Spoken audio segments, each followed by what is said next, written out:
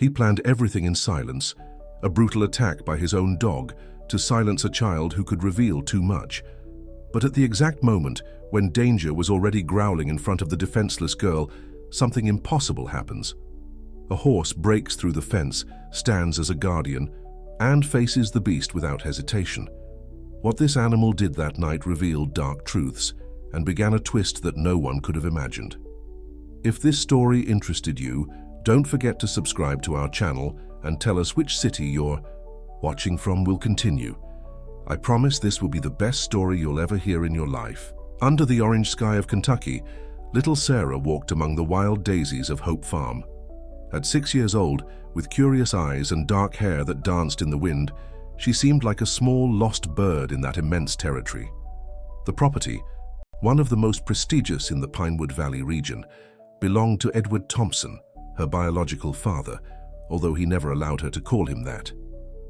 Mr. Thompson was how everyone referred to him, including Sarah. A man of impeccable posture, wearing a tailored suit even when walking among the stables, with a calculated smile that he reserved only for important visitors or for his official wife, Claire. Sarah lived in the back of the main house, in a small room attached to the kitchen, under the care of Mrs. Betty, the housekeeper who was already past 60, but maintained in her eyes the strength of someone who had seen much without being able to say anything. "Come, child, it's getting dark." "The master doesn't like when you wander around the property," said Mrs. Betty, watching Sarah pick flowers for a simple arrangement. The girl obeyed, as she always did. She had learned early on that her presence should be discreet, almost invisible. On the rare occasions when Edward received guests, Sarah was kept in her room, as if her existence could tarnish the image of the traditional family he tried so hard to maintain. "She has her mother's eyes," Claire would sometimes murmur, observing the girl from a distance through the living room window. In her delicate face there was a mixture of compassion and guilt. Claire, educated to be the perfect ornament of a home of appearances, rarely dared to question her husband's decisions, even when she felt that something was deeply wrong. The routine on the farm followed a monotonous and suffocating rhythm. Sarah's meals were served separately. Her clothes, always simple, contrasted with the ostentatious luxury of the main house. Her only consolation were the books that Mrs. Betty brought her in secret and the stories she invented while observing the farm animals from a distance. Edward Thompson was preparing his candidacy for mayor of the town. For him, Sarah's existence represented a constant risk, a living reminder of a mistake that could cost him his reputation. The girl was the result of a brief relationship with a woman from the neighboring region, an independent photographer who documented rural life. She had suddenly departed years ago, leaving her daughter under Edward's reluctant guardianship. "We need to resolve this situation before the campaign," Edward commented coldly to his trusted foreman, August. "Her presence could raise inconvenient questions." August merely nodded, accustomed to not questioning the boss's orders. Meanwhile, on the other side of the fence that separated Hope Farm from the neighboring property, a silent observer began to notice strange patterns. Michael Adams, a reserved 40-year-old man, a horse breeder by passion and not by business, noticed that his most valuable horse, Thunder, a reddish-brown thoroughbred, had begun to frequently approach the boundary between the two properties. Santua, a particularly hot afternoon, while Sarah was hiding among the bushes near the fence, escaping from constant surveillance, something unexpected happened. Beast, the Doberman that Edward kept to patrol the property, advanced toward her, growling threateningly. The girl's heart raced. She froze, unable to run or scream. That's when the unthinkable happened. Thunder, the majestic horse from the neighboring property, broke through the fence with surprising force and positioned himself between Sarah and the furious dog. The animal reared up, imposing, making Beast retreat, confused. Sarah, paralyzed by fear, suddenly found herself protected by that magnificent creature that seemed to have appeared out of nowhere. At that moment, something inexplicable connected the girl to the horse. Their eyes met, and Sarah felt for the first time in her life that she was not completely alone in the world. From the top of a nearby hill, Edward observed the scene with an enigmatic expression. His plan had been interrupted in an unexpected, And this disturbed him deeply. In the distance, without anyone noticing, Michael also witnessed what happened, feeling a strange tightness in his chest and a growing certainty that he needed to find out more about that little girl his horse seemed determined to protect. The morning after the incident with Thunder, Sarah awoke feeling something different in the air. For the first time, she did not immediately go to the small table where she usually had breakfast alone. Instead, she approached the window and stared at the broken fence that was now being repaired by two farm workers. "What are you looking at there, child?" asked Mrs. Betty, entering the room with a tray. "The brown horse," Sarah replied simply. "He saved me." Mrs. Betty set the tray on the table and approached the window, adjusting her worn apron. Her experienced eyes scanned the landscape until they found in the distance the silhouette of the imposing animal grazing peacefully on the other side of the property. "Thunder," murmured the housekeeper. "That's what they call him. He belongs to Mr. Michael Adams from Horizon Farm. Do you know his owner, Mrs. Betty?" Sarah's eyes sparkled with curiosity. The housekeeper hesitated, as if weighing each word. "I knew him a long time ago. Michael. Tere's a good man, always took good care of his animals. Unlike many people around here," she added in a low voice, glancing quickly at the door, making sure no one was listening to her. On the veranda of the main house, Edward was discussing with August in controlled but clearly irritated tones. "How did you let this happen? A horse from another farm invading our property? And just when—" "It was unexpected, boss," the foreman justified himself, keeping his gaze lowered. "That animal never gave problems before. It's as if it sensed something." Edward adjusted his tie uncomfortable. "I want you to reinforce that fence and keep Beast away from the boundary for now. We don't need problems with the neighbors right now." At the same time, on the other side of the property, Michael Adams was observing Thunder with an intrigued expression. In 20 years of dealing with horses, he had never seen similar behavior. Something in that scene from the previous day deeply disturbed him, like a distant memory trying to emerge. "The girl," he murmured to himself. "Who is that girl?" Determined to find out, Michael saddled his other horse and rode to the boundary of the property. From a distance, he spotted Sarah, who was now playing under Mrs. Betty's supervision near the back garden. A shiver ran down his spine. There was something familiar about that child, something that transported him to the past. Michael dismounted and walked to the newly repaired fence. Mrs. Betty spotted him, and for a fleeting moment, their eyes met. The housekeeper made an almost imperceptible gesture with her head, indicating the main house before calling Sarah inside. That night, while putting the horses in the stable, Michael found an envelope attached to the gate of his property. Inside, an old photograph showed a smiling woman next to a foal, a young Thunder. The image hit Michael like lightning. Helen, the photographer who had documented Thunder's birth 7 years ago. The woman he had briefly fallen in love with before she disappeared without explanation. On the back of the photograph, a handwritten message in the handwriting he would recognize anywhere.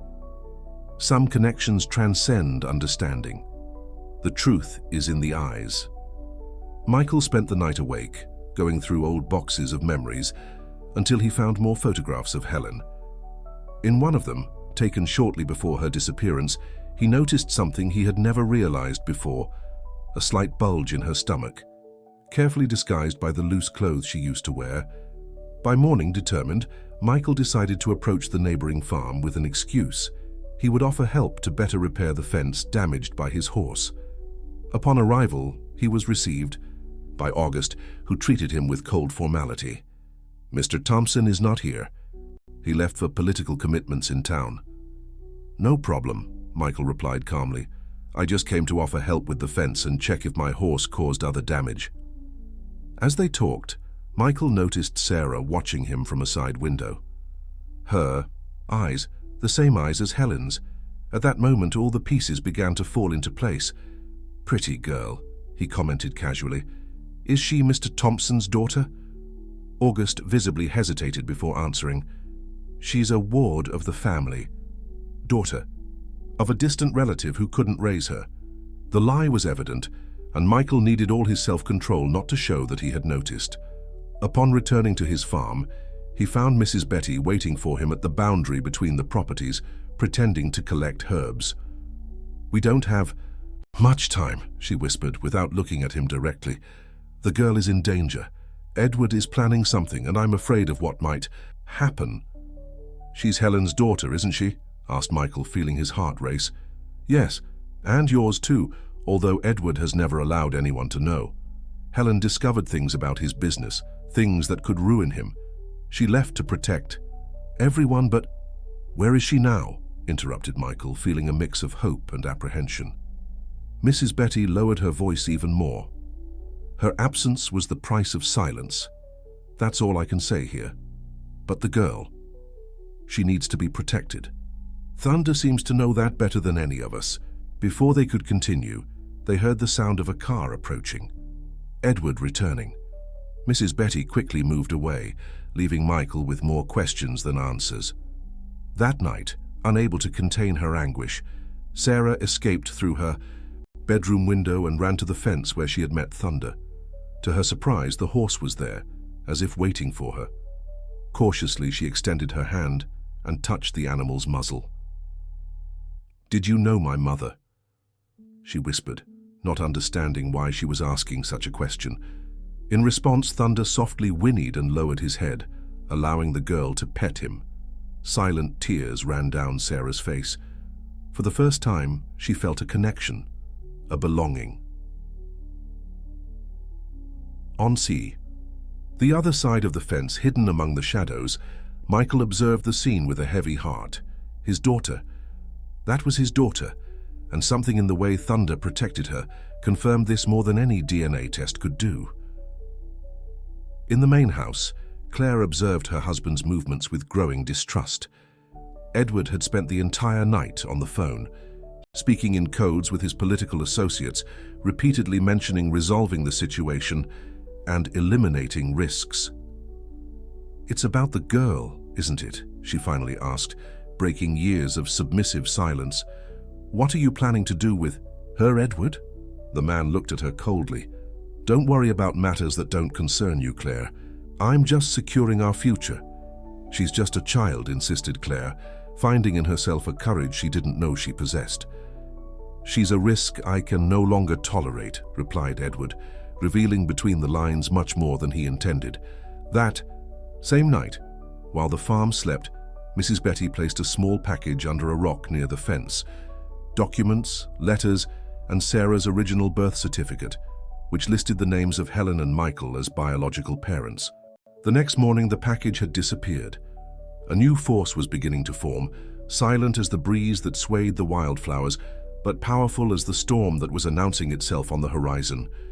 For Sarah, who had lived in the shadows for so long, an unexpected light was beginning to illuminate her path, in the form of a brown horse and a man who had just discovered he was her real father. With the documents in hand, Michael felt a whirlwind of emotions. The birth certificate confirmed what his heart already knew. Sarah was his daughter. Helen's letters, written years ago, recounted her fear of Edward and the decision to leave to protect their daughter, believing that the powerful man would never allow Michael to know the truth. There were also records of suspicious bank transfers and notes about irregular negotiations that Edward had carried out on lands that should have been environmentally protected. Michael spent the early morning studying the documents, devising a careful plan. As a respected horse breeder in the region, he had contacts, but confronting Edward Thompson would require more than allies, it would require strategy. At dawn, he went to the office of Dr. Cecilia Reynolds, a lawyer known for her unwavering integrity. An old friend of his family, Cecilia was the only person he fully trusted for such a delicate matter. "We need to act with extreme caution," warned Cecilia after examining the documents. "Edward has influence over many local authorities. If he suspects you know about Sarah, the girl could be at even greater risk." "I can't simply wait while my daughter lives as a prisoner," argued Michael, his voice choked with contained emotion. "And you won't," assured the lawyer. "But we need to build a solid case and ensure her safety first. Any hasty movement could be disastrous." Meanwhile, at Hope Farm, Sarah began to show a subtle change in her behavior. The girl who had always been obedient and almost invisible now asked questions, observed more attentively, and mainly sought moments to escape to the fence where she met Thunder. "Who is the man who takes care of you?" she asked the hoarse one, Afternoon, caressing his muzzle. "He seems sad when he looks at me." Mrs. Betty, who supervised the girl from a distance, secretly allowing these encounters, noticed that Sarah was beginning to awaken to the world around her. It was a development that both delighted and worried her at the same time. "Sarah, dear," called the housekeeper, approaching cautiously, "I need to tell you a story, but it must be our secret." The girl nodded, her eyes widened by the seriousness in the housekeeper's tone. "A long time ago, a very special woman took photographs of animals and plants. She had a smile like a ray of sunshine and was friends with this horse when he was just a foal." "How do you know that, Mrs. Betty?" "Because I knew her. Her name was Helen, and she was your mother." Sarah's eyes filled with silent tears. Mrs. Betty had never mentioned her mother before. No one on the farm spoke of her. "Mr. Thompson always said my mother abandoned me because she didn't want me," murmured Sarah. "That's not true, my little one. Your mother loved you more than anything, and there was another who also loved you even without knowing you existed." "Who?" Mrs. Betty looked quickly around, making sure they were alone. "The horseman, Michael. Thunder belongs to him." Sarah remained silent, processing the information. Something inside her seemed to recognize the truth in Mrs. Betty's words, as if a puzzle piece finally found its place. In the main house, Claire watched from the window, her expression concerned. Since the discussion with Edward, she had begun to question everything she had accepted for years. Her husband's frequent secretive calls, his unexplained absences, the way he treated Sarah, none of it seemed acceptable to her eyes anymore. Determined to better understand what was happening, Claire went to Edward's office during his absence. Normally, she would never dare invade this forbidden space, but her concern for Sarah outweighed her usual fear. With trembling hands, she opened drawers and examined documents until she found a folder marked only with the date from 6 years. Go inside. There were newspaper clippings about the sudden departure of Helen Stewart, an award-winning photographer, from her projects. One of them vaguely mentioned unexplained circumstances surrounding her departure from the country. There was also a copy of a confidentiality agreement with Helen's signature, apparently forced, and a series of photographs showing Edward in meetings with businessmen involved in environmental scandals.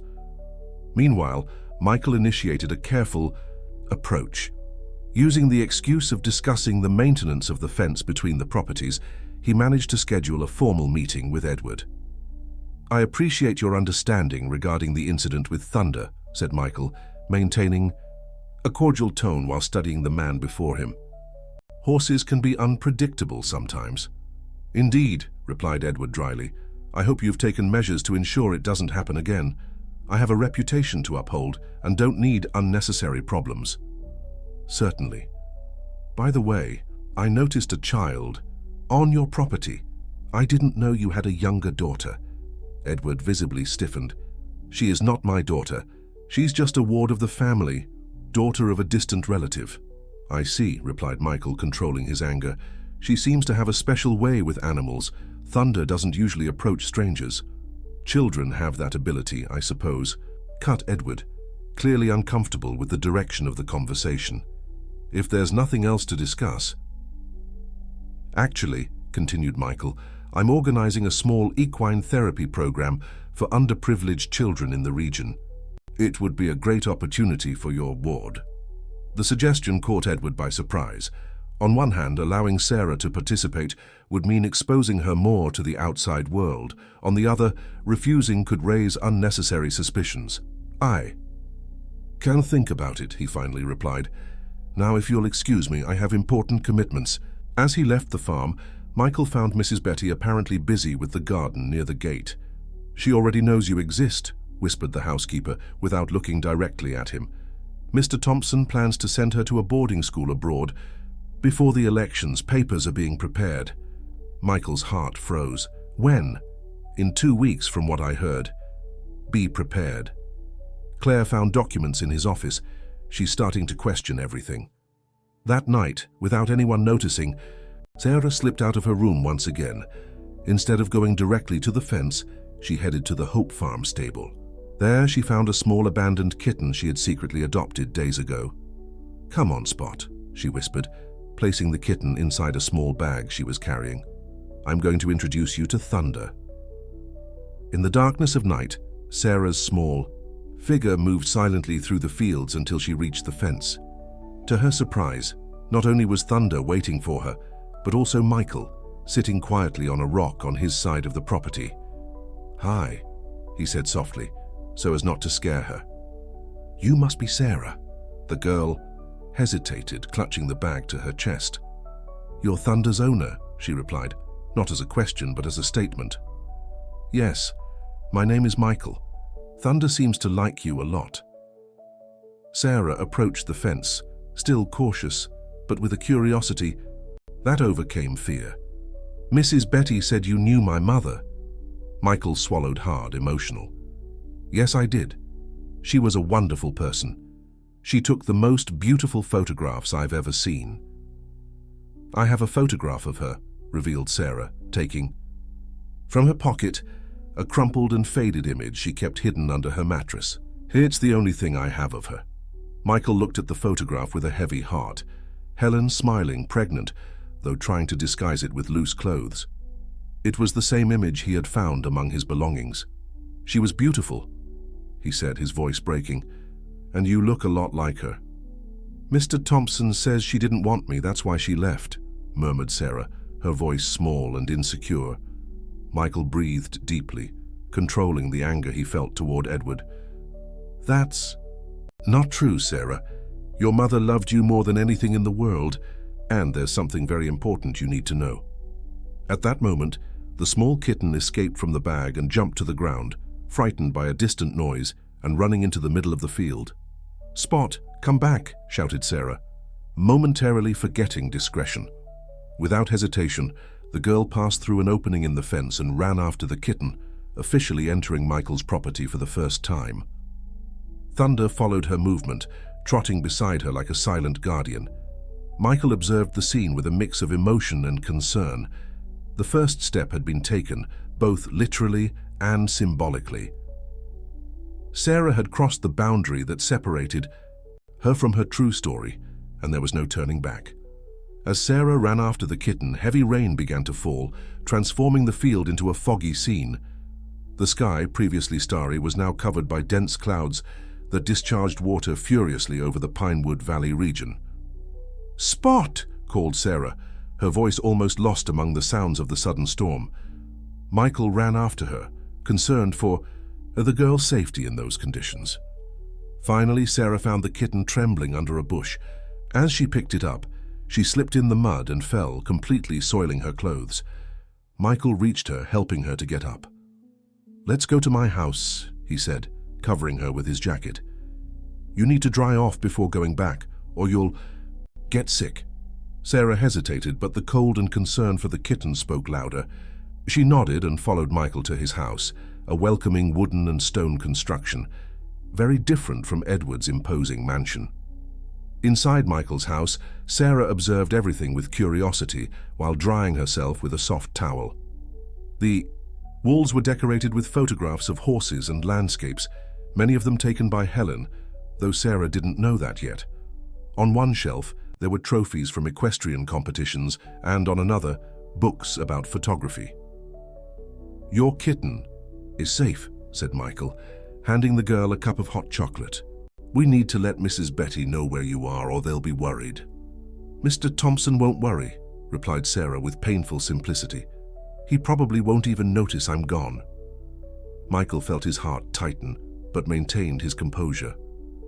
"Even so, I'll call the farm. Mrs. Betty must be anxious." The call was answered not by Mrs. Betty, but by August, the foreman. The news that Sarah was at Michael's house caused an immediate reaction. In less than 20 minutes, a car from Hope Farm parked with a commotion in front of Michael's house. To everyone's surprise, it wasn't Edward who came out of the vehicle, but Claire, accompanied by 2 security guards. "Where is the girl?" demanded Claire, her face pale with concern, her normally impeccable hair now disheveled by the rush and the rain. "She's fine," assured Michael, inviting her in. "She just got wet looking for her kitten during the storm." Claire entered the house with hesitant steps, as if stepping into enemy territory. Upon seeing Sarah sitting comfortably with a blanket around her shoulders and the kitten in her lap, something in her expression changed, a mixture of relief and doubt. "Sarah," she called, approaching cautiously, "are you okay?" The girl nodded, surprised by Claire's apparent concern, who rarely directed more than a few polite words to her. "I'm taking care of Spot," explained Sarah, showing the kitten. "He got scared by the rain." Claire looked at the animal, then at Michael, and finally at the security guards who remained at the door. "Wait in the car," she ordered them before turning back to Michael. "We need to talk." When they were alone, Claire seemed to struggle with words difficult to pronounce.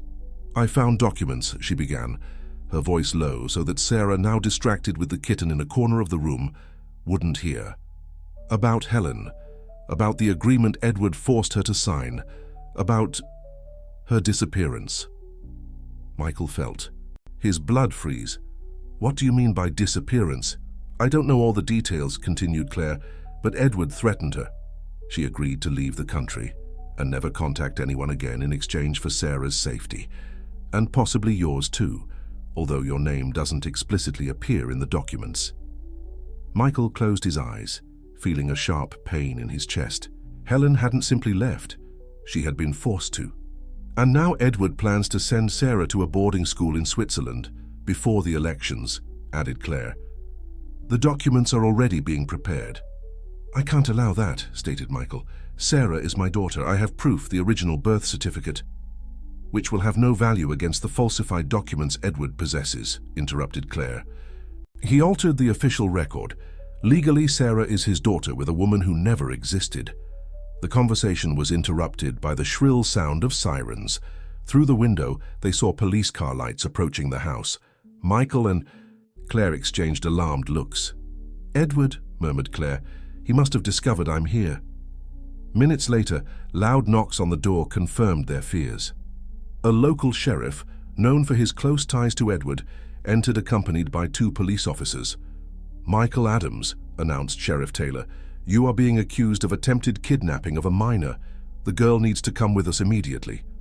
"That's absurd," protested Michael. "She was just sheltering from the rain after chasing her cat." "That's not what the formal complaint made by Mr. Edward Thompson says," replied the sheriff coldly. "According to him, you have been harassing the family for days, trying to approach the minor in a suspicious manner." Sarah, frightened by the arrival of the police, ran to Michael's side, clinging to his leg.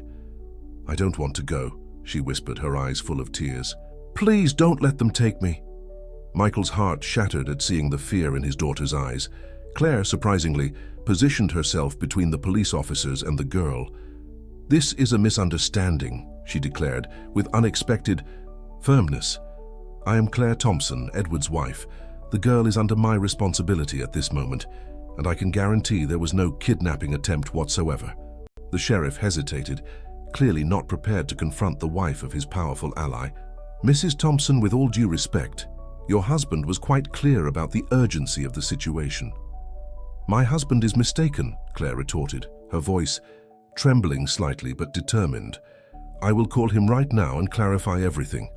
The tense negotiation was interrupted by the arrival of another car, that of lawyer Cecilia Reynolds, whom Michael had managed to contact discreetly during the confusion. "Good evening, Sheriff Taylor," greeted Cecilia with icy professionalism. "I'd like to see the judicial warrant that authorizes this invasion of my client's property." The sheriff swallowed hard. "We are responding to an urgent complaint of attempted kidnapping." "How convenient," interrupted Cecilia. "And where is the alleged victim of the kidnapping to give a statement? Or the legal guardian who made the complaint? I only see Mrs. Thompson here, who clearly denies any crime." Cecilia's arrival temporarily changed the balance of power, but the relief was short-lived. While the adults argued, no one noticed that Sarah, frightened by the whole situation, had gone out the back door of the house with her kitten in her arms. When they finally noticed her absence, panic set in. The rain had increased, turning into a violent storm that lashed the region. Thunder echoed over the hills as everyone went out in search of the girl. "Sarah!" shouted Michael, his voice lost in the roar of the storm. "Sarah, where are you?" For 2 agonizing hours everyone searched. Police officers, Claire, Michael, even the Hope Farm employees who were called to help. The darkness and rain made the search almost impossible. It was Thunder who finally found her. The horse had escaped from the stable during the confusion and, guided by an instinct that no one understood, headed to a small cave in the hills between the 2 properties. There, huddled and shivering from cold, was Sarah hugging her kitten. Michael, following the horse, felt an indescribable relief upon finding her. "Sarah," he called softly, approaching. "It's okay. You're safe now." "They're going to take me." "Away," sobbed the girl. "Mr. Thompson always said that if I caused problems, he would send me far away." "No one is going to take you anywhere against your will," promised Michael, though he knew it would be a difficult promise to keep. When they returned to Michael's house, the situation had become even more complicated. Edward had finally arrived, accompanied by his personal lawyer. His normally controlled face now displayed barely contained fury.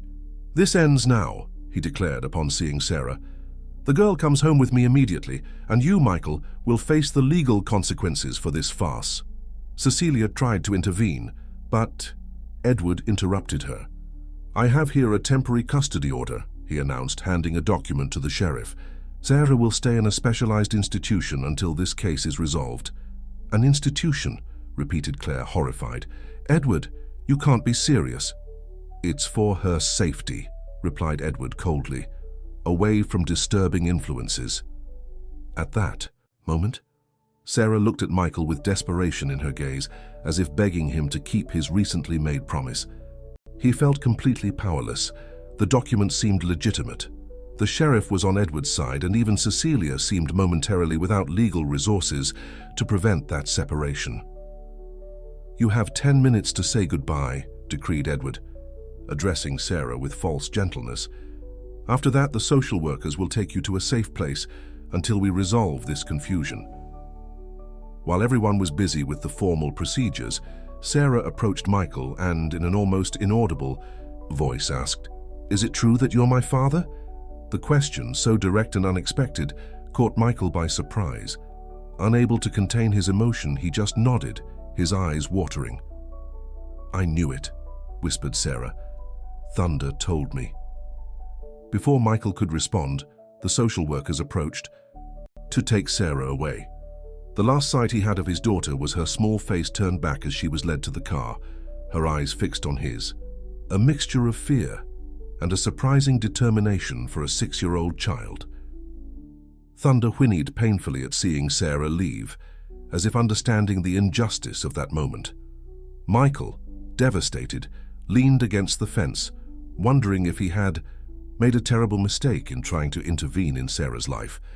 Perhaps, he thought bitterly, she had been safer before in ignorance of her true origin. On that dark and stormy night, the first great obstacle had arisen like an apparently insurmountable wall. Sarah had been taken away, Edward seemed to have won, and the path to truth and justice had never seemed so obscure. 3 days passed since Sarah had been taken, 3 days of oppressive silence, of grey sky, and a sense of defeat that weighed on Michael like a tombstone. He had tried everything: legal appeals, contacts in the local press, even a visit to the county judge. Nothing worked. Edward's influence seemed impenetrable, and Sarah's exact location remained a mystery, protected by bureaucracies and political influences. "We can't give up," insisted Cecilia, in her office filled with papers and cases. "We're dealing with falsified documents, a possible risk situation for a minor. There has to be a legal loophole."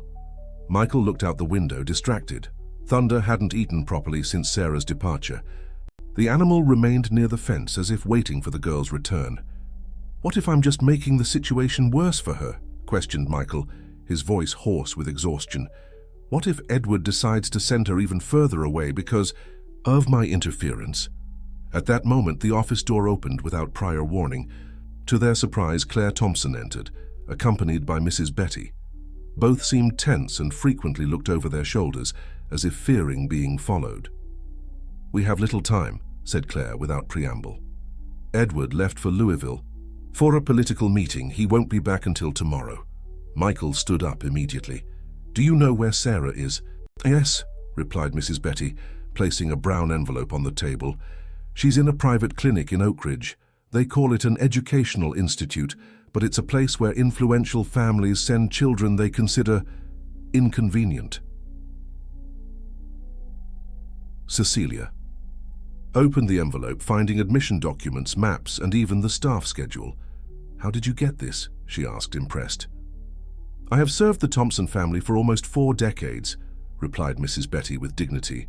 "I learned to observe, listen, and keep information, and Mrs. Claire decided it's time to stop pretending she doesn't see what happens around her." Claire, visibly nervous but determined, sat at the table. "I found something you need to see," she said, taking a flash drive from her purse. "Edward has been careless lately. He's too confident in his power. He left his computer unlocked last night after drinking more than usual to celebrate a political deal." Cecilia connected the flash drive to her computer. On the screen appeared dozens of files organized by date. "These are land sale contracts," explained Claire, "environmental preservation areas that Edward managed to redesignate using his political influence. He sold them to developers for astronomical values. Helen discovered this 6 years ago. And that's why she had to disappear," concluded Michael, feeling his blood boil. "Not just that," continued Claire, opening another file. "I found this in a hidden safe in his office. It's the original agreement Helen was forced to sign. The document detailed the cruel terms. Helen should leave the country, never contact Michael again or try to see her daughter. In exchange, Sarah would be spared from an accident, and Michael would not be implicated in Edward's schemes." Helen had signed with a trembling hand, probably under extreme pressure. "He threatened her," murmured Michael, his voice choked with anger and pain. "He used our daughter as a bargaining chip." "There's more," intervened Mrs. Betty, her elderly voice now carrying a surprising strength. "I believe Helen is still alive." The statement fell like a bomb in the room. Michael felt his legs weaken and needed to lean on the table. "How can you be sure?" asked Cecilia, maintaining professionalism despite the shocking revelation. "Because I receive postcards," answered the housekeeper, taking from her apron a small bundle of cards. "No return address, no written messages, just photographs of birds in freedom. They arrive every 6 months, always from different places in Europe. They started coming exactly 1 year after Helen's departure." Michael examined the postcards with trembling hands. The style of the photographs was unmistakable, the same sensitivity to capture light, the same characteristic angle that Helen always used. "It's her code," he murmured, tears finally escaping. "Birds were always the symbol of freedom for Helen. She's trying to say she's alive, that she's okay." "And watching from afar," completed Mrs. Betty. "These postcards always arrive on significant dates. Sarah's birthday, the day she took her first steps." Claire, who had remained silent, finally spoke. "We need to act now. Edward plans to transfer Sarah abroad next week. The documents are already prepared with a new identity for her." "How are we going to get her out of the clinic?" asked Michael, feeling a mix of hope and apprehension. "It must be a well-protected place." It was then that the door opened again, revealing an unexpected figure, August, Edward's foreman. For a tense moment, everyone froze, fearing they had been discovered. However, the normally severe man entered and closed the door behind him with a resolute expression. "I can help," he declared, to everyone's astonishment. "I know the clinic. Edward has sent other people there before." "Why would you help us?" questioned Michael, suspicious. "You've always been his right-hand man." August removed his hat, revealing a tired face marked by years of silent complicity. "My sister worked for the Thompson family before me. She was very close to Helen," he explained, his voice low and grave. "When Helen was forced to leave, my sister threatened to denounce Edward. She had an accident a week later. I knew the truth, but I had my children to raise. So I kept quiet and accepted the job Edward offered me. It was his way of keeping me close under control. A heavy silence filled the room as everyone absorbed this new revelation. "I can enter the clinic," continued August. "I'm Edward's official contact there. They know me, trust me." "It would be very risky," considered Cecilia. "If something goes wrong, everyone could be accused of kidnapping, and Sarah's situation will worsen even more." "I have a better idea," intervened Claire, surprising everyone with her growing determination. "Edward gave me a general power of attorney years ago to manage family matters during his absences. I never used it for anything important, but it remains valid. I can simply go to the clinic as Sarah's stepmother and request her temporary release." "They will call Edward immediately to confirm," warned August. "Not if I say it's his order," countered Claire. "I'll say a political emergency arose that requires the presence of the entire family, including Sarah. August can accompany me as Edward's official representative, confirming my story." The plan was beginning to take shape, but Michael still had doubts. "And after? Edward will come after her as soon as he finds out." It was then that Cecilia opened another file from the flash drive. "Maybe not, if we use this as leverage," she said, showing on the screen documents that proved fraud in bids, bribes to environmental inspectors, and embezzlement of public funds. "With this evidence, we can negotiate." "It's not just negotiation we want," stated Michael with renewed firmness. "I want my daughter back, permanently, and I want justice for what was done to Helen." While they discussed the details of the plan, something extraordinary was happening at Horizon Farm. Thunder, who had remained downcast since Sarah's departure, suddenly raised his head, as if listening to a distant call. The horse whinnied strongly and began to gallop in circles around the field, showing renewed energy. One of the handlers ran to the headquarters to report the unusual behavior of the animal. When he returned to the stables, he found something even more surprising. Thunder had stopped exactly at the point where Sarah used to meet him, and at his side, as if it had materialized out of nowhere, was the small kitten Spot, which everyone believed had been taken along with Sarah. The feline meowed insistently, something attached to its improvised collar, a small piece of paper carefully folded. The handler, intrigued, removed the note and opened it. Written in a shaky, childish handwriting, there was a simple message. "I'm okay. There are windows with bars, but the garden doesn't have any. Spot escaped. I'm in the yellow house from the newspaper photo that the lady in white showed. I miss Thunder and the horseman."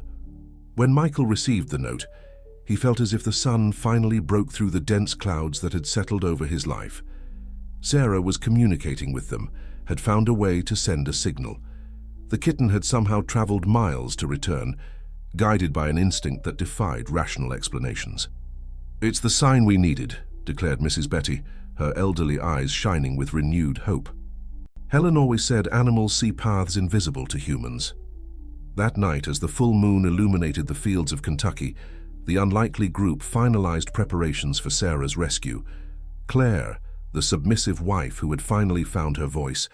August, the silent accomplice who decided to redeem himself. Mrs. Betty, the guardian of secrets ready to reveal the truth. And Michael, the father who had just discovered his daughter and was not willing to lose her again.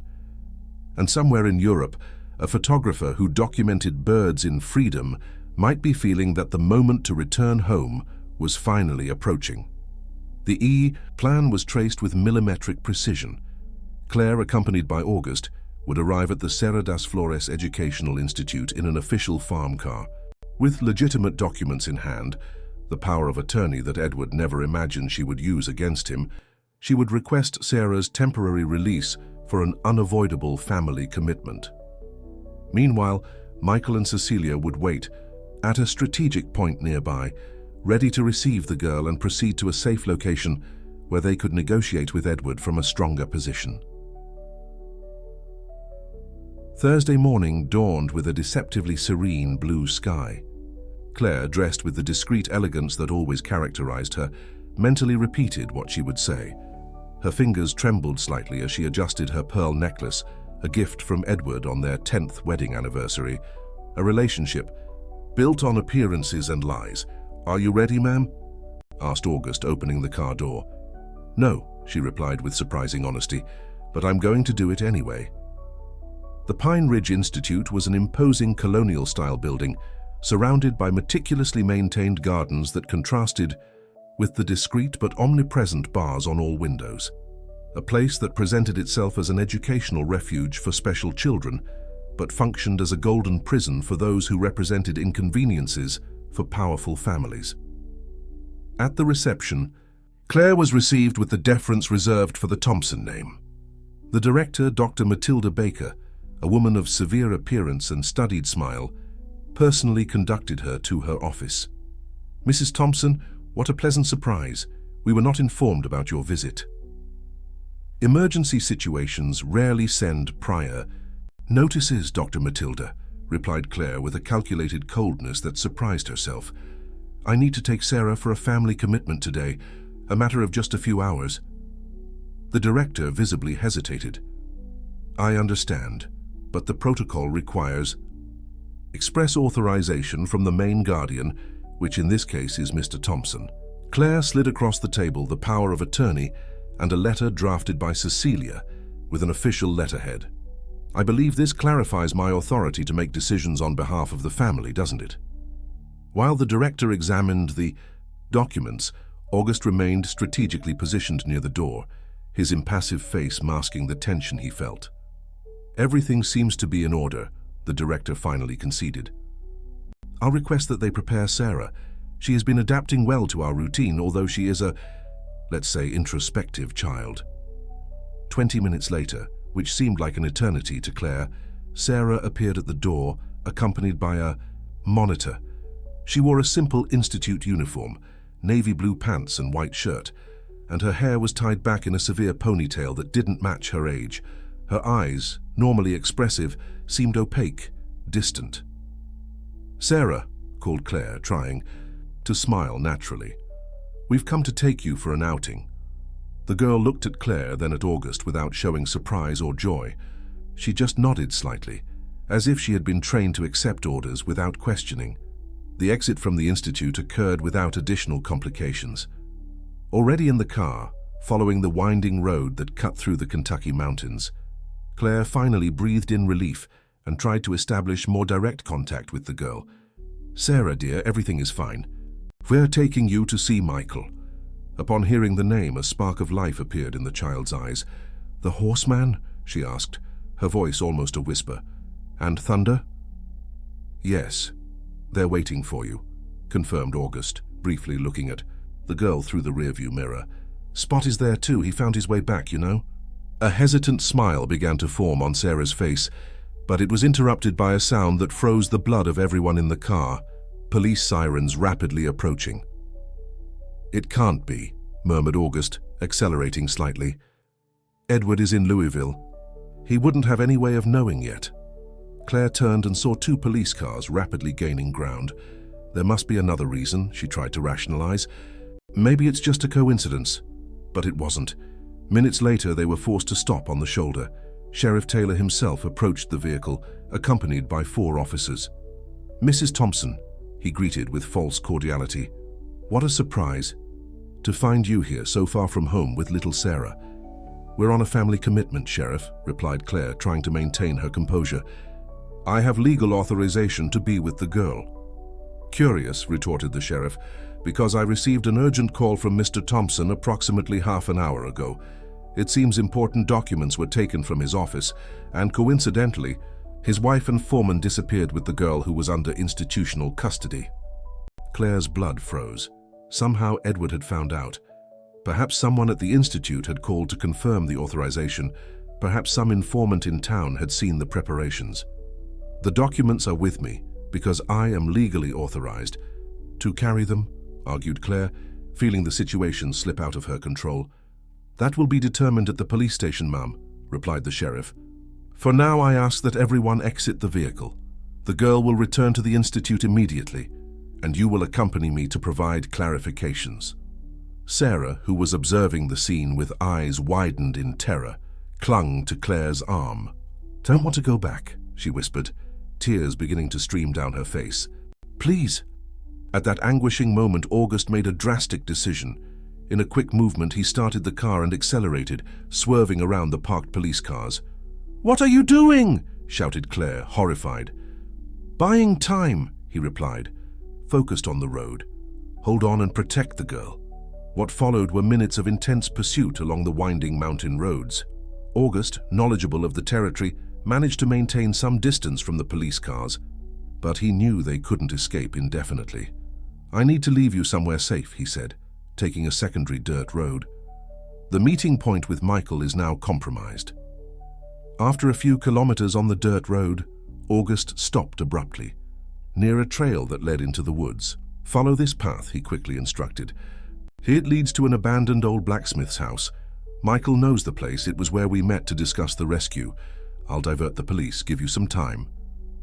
"August, they'll arrest you," protested Claire. "Better just me than all of us," he replied with determination. "Go now." Claire and Sarah quickly got out and entered the trail, while August departed again, taking the authorities' attention with him. The walk through the dense forest was difficult. Sarah, emotionally and physically exhausted, frequently stumbled.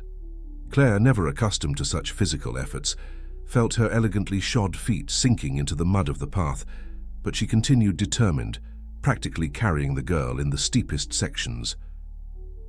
After almost an hour of exhausting walking, they spotted the small abandoned structure, a simple stone house with a partially collapsed roof. As they approached, they heard a familiar whinny. Thunder was tied to a nearby tree and Michael came running toward them. "What happened?" he asked, alarmed, seeing the state of Claire and Sarah. "Where is August?" Between tears of exhaustion, Claire explained what had happened. Michael turned pale. Edward must have installed cameras in the office, he concluded, or has someone at the institute informing him of his movements. "We need to get out of here," urged Claire. "It's a matter of time until they find this place." Michael nodded gravely. "Cecilia is in town trying to get an emergency court order based on the documents you found, but that could take hours, maybe days." Sarah, who had remained quiet, finally spoke. "They told me you were bad people who wanted to hurt me. The lady in white said that every day." Michael knelt down to be at the girl's height. "Sarah, that's not true. We are trying to protect you." "I know," she replied, surprising the adults. "Spot showed me the way, and Thunder too. Animals always know who is good and who isn't." That simple and profound wisdom, coming from a 6-year-old child, deeply moved Michael. He hugged his daughter, feeling for the first time the fragility and strength that coexisted in that small being. The moment was interrupted by the distant sound of engines and voices. The police were approaching, probably guided by someone who knew the hideout. "We have to go now," declared Michael, picking Sarah up. "Thunder can carry 2 people. Claire, can you ride?" "I've never ridden in my life," she admitted, terrified. "Then I'll take Sarah. There's a trail by the river that can lead us to the main highway. From there, we'll try to reach the neighboring town." "And me?" asked Claire, the panic evident in her voice. "Use this," said Michael, handing her the keys to an old jeep parked behind the house. "Follow the main road. It will be safer for you. Find Cecilia and tell her what happened." While Michael helped Sarah to climb on Thunder, the girl looked around with growing anxiety. "Where's Spot? We can't leave him." The small cat, as if it had heard its name, emerged from inside the abandoned house, meowing insistently. Sarah extended her arms and picked it up, hugging it against her chest.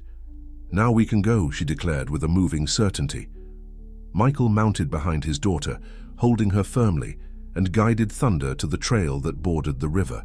The sounds of the police approach became clearer by the minute. The descent down the steep slope was dangerous, even for an experienced rider like Michael. The fine rain that had begun to fall made the terrain even more treacherous. Thunder advanced cautiously, wisely choosing where to step.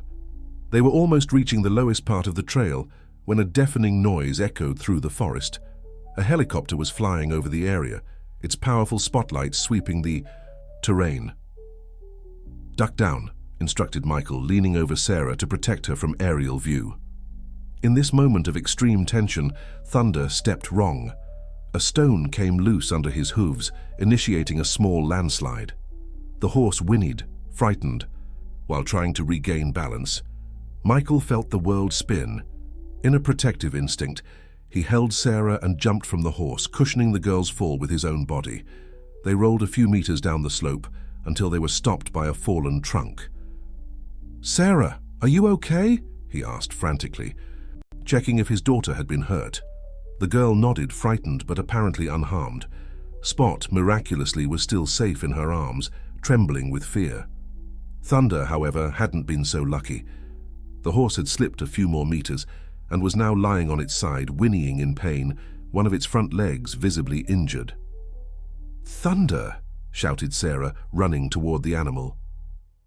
Michael followed her, his heart heavy. He quickly examined the horse's leg. It didn't seem broken, but the animal wouldn't be able to carry them. They were trapped, with the helicopter circling ever closer, the voices of the police descending the slope already audible. "What are we going to do?" asked Sarah, tears now flowing freely. "We can't leave Thunder." Michael looked around, desperate. The darkness of the approaching night offered some protection, but not enough. The river ran strong a few meters ahead, blocking escape in that direction. Above them, the lights of police flashlights already dotted the slope. For the first time since discovering he was Sarah's father, Michael felt the crushing weight of defeat. He had failed to protect his daughter, just as he had failed to protect Helen years ago. Perhaps he had been presumptuous to believe he could face Edward Thompson's power. "Daddy," called Sarah softly, using that word for the first time, which hit Michael like an arrow. "I'm scared." Michael hugged his daughter, feeling tears burn his own eyes. "Me too, little one," he admitted. "Me too." Sitting there embraced next to the injured horse with a small cat trembling between them, they formed a picture of absolute vulnerability under the rapidly darkening sky. The lights were approaching. The shouts of the police officers were getting louder. The helicopter continued its relentless circle.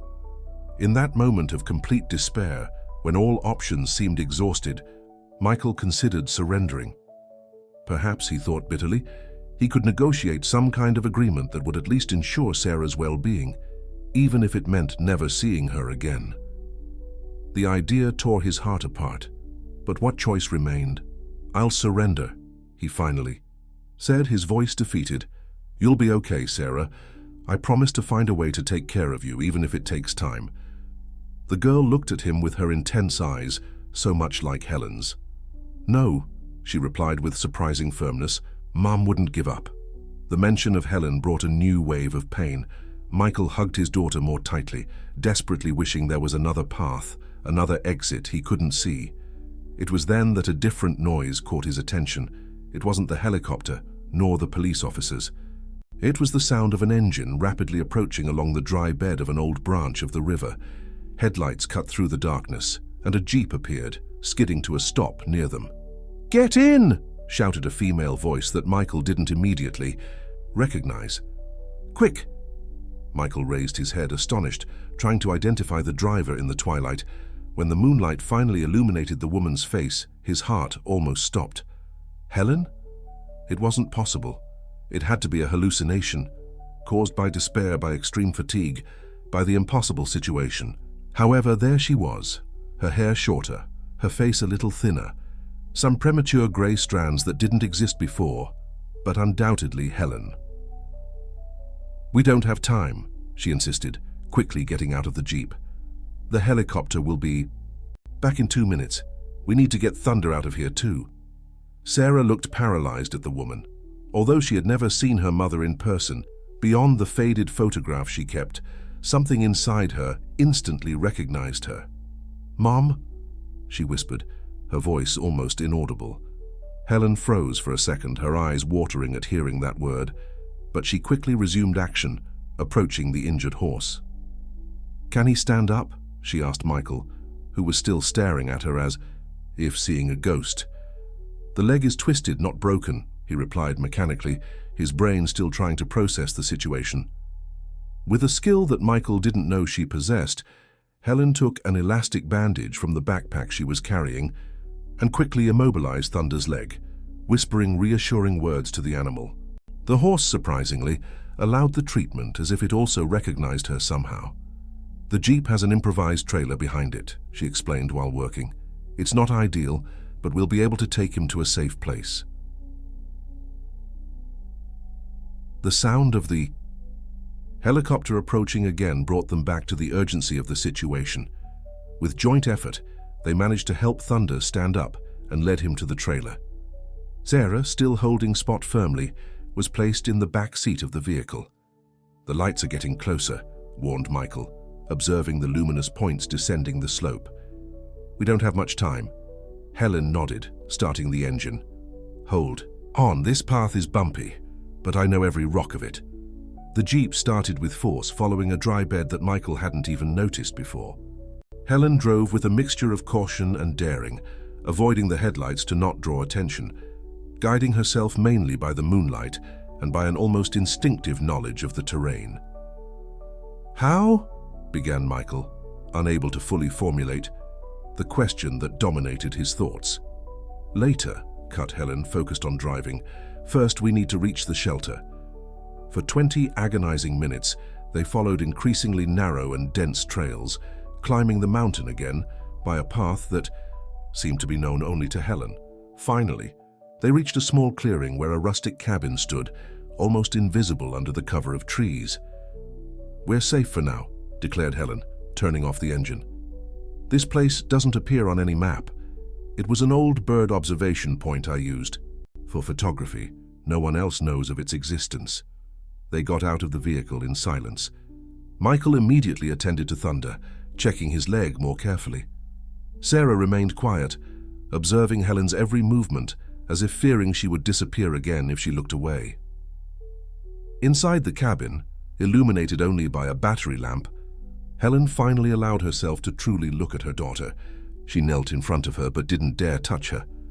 "You've grown so much," she said, her voice breaking. "Your eyes, they're exactly as I remembered." Sarah took a hesitant step forward. "You went away," she said simply, without accusation. In her voice, just stating a fact that had marked her entire short existence. "Yes," replied Helen, without trying to justify herself with complex explanations that a 6-year-old child wouldn't fully understand. "And it was the hardest thing I've ever done in my life." Sarah took another step and, to everyone's surprise, including her own, extended her hand and touched Helen's face, as if to verify she was real. "Spot found you," declared the girl with the simple logic of children. "I knew he would." Michael, who was observing the scene from the door, felt his heart overflow with emotion. Part of him wanted to demand explanations, to understand how Helen was alive, why she never came back, why she let them believe all these years that she had disappeared. But another part understood that this moment belonged to Sarah and her mother. Helen smiled through her tears. "Yes, he found me." "Found?" "Animals are much smarter than people think." Sarah nodded solemnly, as if that confirmed something she had always known. "Thunder knew too. He always looked toward the path where you came from."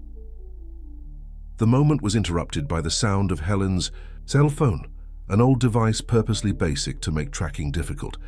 "It's Cecilia," she informed after reading the message. "August was detained, but he's fine. Claire managed to reach the city and is with her. Edward returned from Louisville and is furious. He mobilized practically all the local police." Michael approached, the reality of the situation weighing on his shoulders again. "Helen, how did you—" She breathed deeply, knowing it was time for some explanations, even if summarized. "I never left the country," she revealed. "I signed that agreement to protect both of you, but I couldn't leave completely. I've been living in the shadows. In small towns, always changing identity, always watching from afar. I maintained contact only with Mrs. Betty through the postcards." "And how did you know what was happening now?" "Mrs. Betty has a nephew who works at the post office. He sent me a coded message we had arranged years ago for emergencies.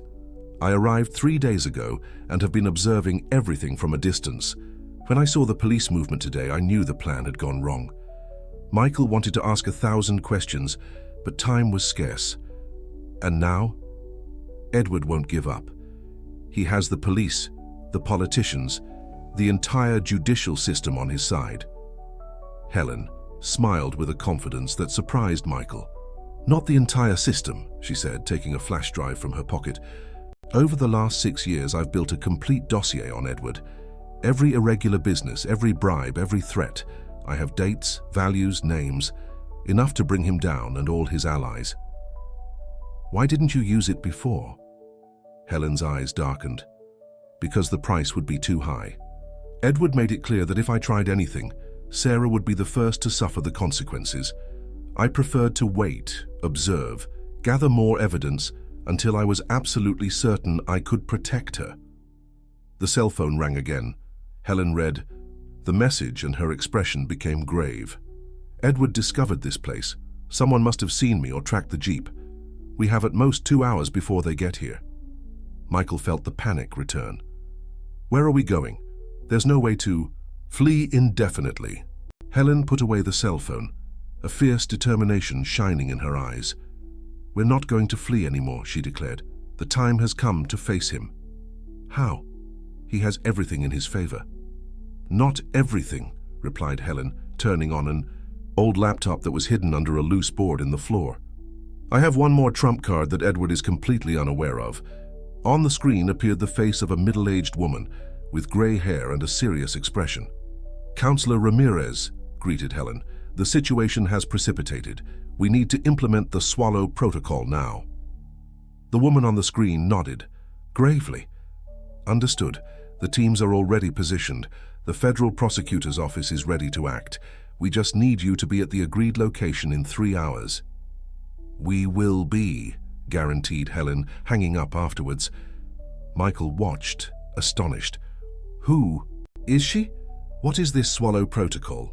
Marina Ramirez, federal prosecutor. For the last 2 years, we have been working together gathering evidence against Edward and the entire corruption network he's part of. The scheme is much bigger than just the business in Pinewood Valley. It involves high-ranking politicians, powerful businessmen, corrupt judges. And why act now? Because the original plan was to wait a few more months until the elections. But Edward forced our hand by directly threatening Sarah. We can't wait any longer. Sarah, who was listening to everything in silence, approached the adults. Will. Mr. Thompson hurt more people. Helen and Michael exchanged dismayed looks, uncertain how to respond. It was Helen who finally spoke, kneeling again to be at her daughter's height. No, Sarah. We won't let him hurt anyone else. Never again. The conviction in Helen's voice was so strong that even Michael, despite all the doubts and fears, felt a wave of hope. What do we need to do, he asked, determined to follow any plan that could ensure Sarah's safety. Helen checked her watch. We have to be at Hope Farm at midnight. Edward will be there believing he's going to corner us. But he doesn't know the house will be surrounded by undercover federal agents. It's very risky, protested Michael. What if something goes wrong and Sarah? Sarah will stay with Cecilia in a safe place until everything is over, guaranteed Helen. It's already arranged. While Helen gathered some documents and equipment, scattered around the cabin, Sarah approached Michael and held his hand. Everything will be okay, Daddy, she said with an impressive serenity for her age. Thunder told me. Michael smiled despite the tension. Thunder told you, did he? And what else did he say? That sometimes we need to face fear for it to truly go away. Helen, who was listening to the conversation, stopped what she was doing and turned to her daughter, an expression of recognition on her face. Your grandmother used to say that, she murmured, emotional. My mother always said those exact words. Sarah smiled as if sharing a secret. I know. I hear her sometimes when I'm sleeping. That inexplicable, almost mystical moment brought a strange sense of destiny, as if everything was finally converging toward the inevitable outcome. Michael felt a shiver run down his spine, not of fear but of an inexplicable certainty that, regardless of the danger they would face, they were on the right path. Helen checked the cell phone one more time. Cecilia is already on her way to pick up Sarah, and we need to prepare everything for the confrontation. While they organized the last details, divided between practical preparation and the emotional agitation of the reunion, Michael observed mother and daughter interacting. It was as if the 6 years of separation had never existed. There was a natural, instinctive connection between them that transcended time and distance. Outside Thunder whinnied, a sound that seemed both alert and determination. The horse, even injured, remained vigilant, as if understanding the gravity of the situation. Night was advancing, bringing with it the promise of the final confrontation. There would be no more fleeing, no more hiding places. For the first time in 6 years, Helen, Michael, and Sarah would face together the man who had tried to destroy their lives. And as the clouds opened in the sky, revealing a carpet of stars over the Kentucky mountains, a silent certainty settled among them. Regardless of the outcome, they were no longer powerless victims. They were a family united by adversity, strengthened by time, ready to fight for their right to exist in the daylight. Midnight was approaching when 3 figures appeared on the road leading to Hope Farm. Helen drove the Jeep with Sarah now, safely with Cecilia, while Michael accompanied in the passenger seat, both in tense silence. The starry sky contrasted with the darkness of the imminent confrontation. "The agents are positioned," informed Helen, checking one last message on her cell phone. "Teams at the north and south entrances of the property, another at the main house. All we need to do is enter, confront Edward, and keep him talking until the signal." "What if he's not alone?" questioned Michael, verifying the flash drive that contained all the evidence. "Edward always surrounds himself with security. Prosecutor Ramirez already has men infiltrated among the employees. At the right moment, they'll ensure no one interferes." As they approached the main gate, they noticed it was open, a deliberate invitation that only reinforced the sense of a trap. The lights of the main house were on, creating elongated shadows on the stone path. "He's waiting," murmured Michael. "Exactly as we planned," replied Helen with a calm forged in years of patient planning. They parked the Jeep in front of the house and walked to the door. They didn't need to knock, it opened before they even reached the veranda. Edward Thompson awaited them in the hall, a glass of whiskey in hand, his controlled countenance revealing only a slight smile of disdain. "The resurrected photographer and the horse breeder," he commented with false cordiality. "What a moving reunion. Too bad little Sarah is missing to complete the family picture." "She's safe beyond your reach," replied Helen, entering the house without being invited. "And she'll remain so." "Impressive, your persistence, Helen," continued Edward, indicating the living room. 6 years in hiding, observing, from afar, and for what? To end up exactly where you started, cornered with no way out. As they entered the spacious living room, Michael discreetly noticed 2 men positioned in the corners, security guards that Edward kept nearby. Helen seemed imperturbable. "No, Edward," she replied firmly. "This time it's different.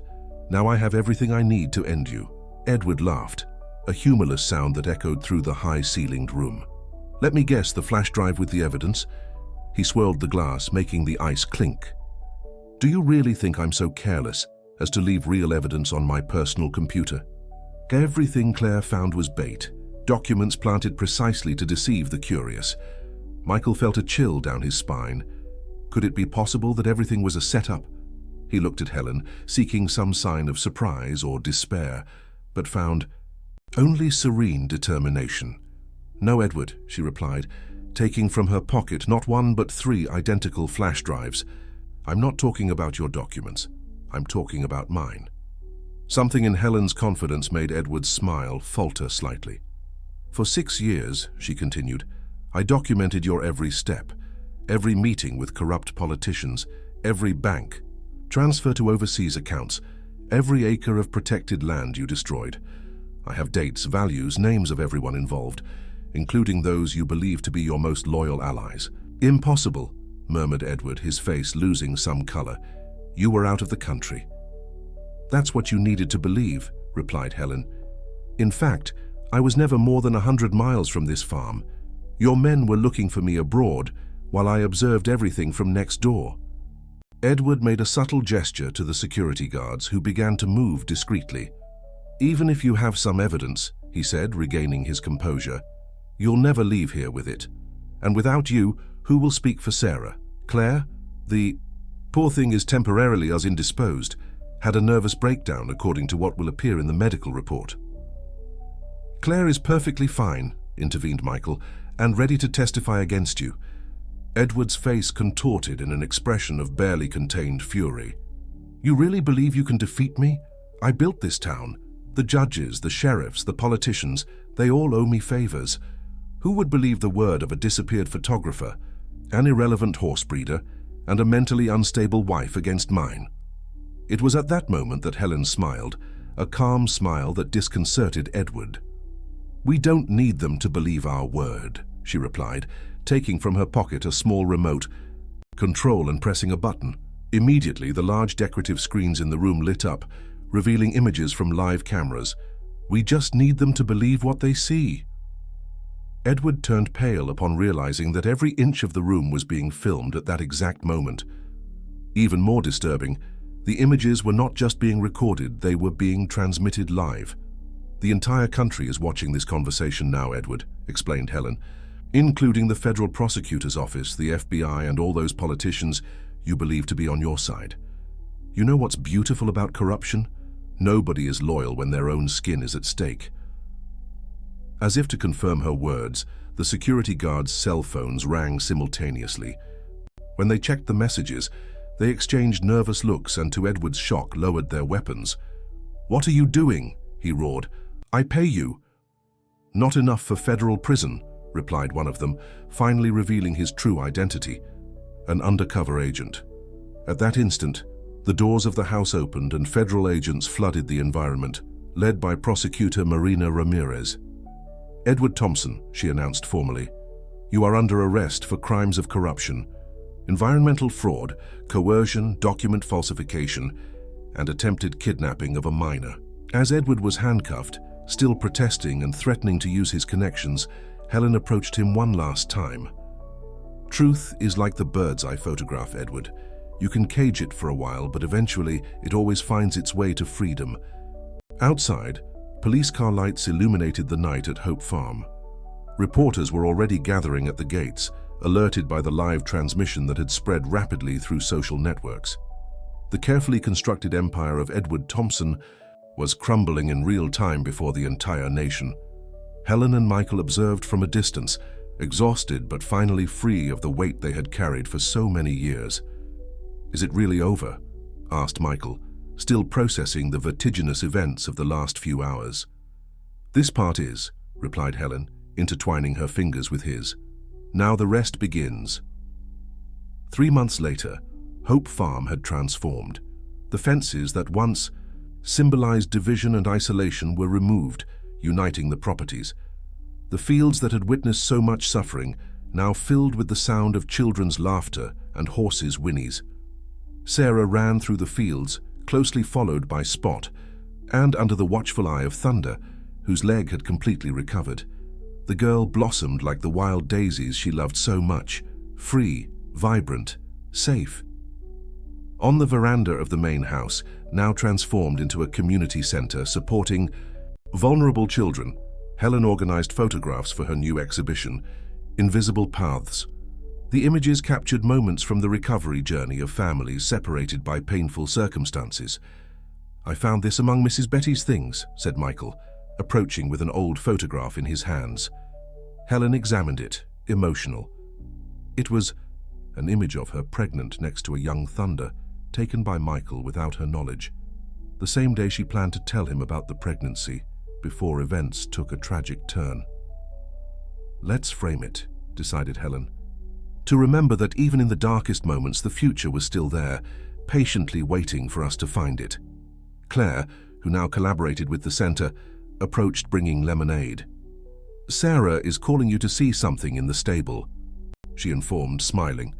The woman who once lived under the shadow of fear now displayed a quiet confidence, finding purpose in helping other families.